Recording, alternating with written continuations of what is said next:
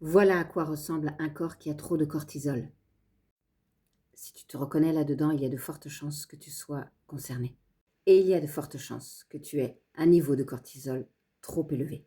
Quand la graisse abdominale est difficile à perdre, quand la peau est grasse avec des boutons d'acné, quand tu perds tes cheveux, quand tu es tout le temps fatigué, même si tu dors bien. Et ce n'est pas tout. Tu as des envies de sucre ou de glucides. Tu as des ballonnements, même après des tout petits repas. Tu as parfois les paupières qui tremblent ou des difficultés à rester endormi la nuit. Tout ça, c'est souvent lié à un cortisol beaucoup trop élevé. Le stress, une glycémie instable et même ton intestin jouent un rôle clé. Donc voici 3 choses que tu peux faire dès maintenant. En 1, réduire le sucre. Ton cortisol et ta glycémie sont étroitement liés. Et quand ta glycémie est stable, ton cortisol se régule beaucoup plus facilement. En 2, il faut améliorer ton sommeil. Prends le magnésium glycinate le soir et coupe les écrans au moins 1 heure avant de dormir. Prends un livre. Je te conseille celui-ci.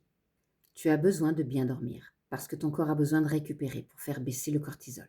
En 3, prends soin de tes intestins. C'est essentiel.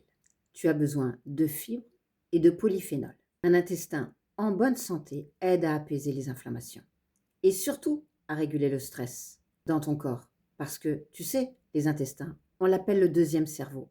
Mais comme tout est inversé, c'est pas le deuxième, c'est vraiment le premier. Mais parfois, même en faisant tout ça, il n'y a pas de résultat. Et si c'est ton cas, écris aide, A-I-D-E, ou prends contact avec moi directement. Je te partagerai un protocole avec des produits naturels qui va pouvoir t'aider. Et après, mettre de meilleures habitudes de vie. Si tu penses que cette vidéo peut servir à quelqu'un, partage-lui et abonne-toi, je parle de toi.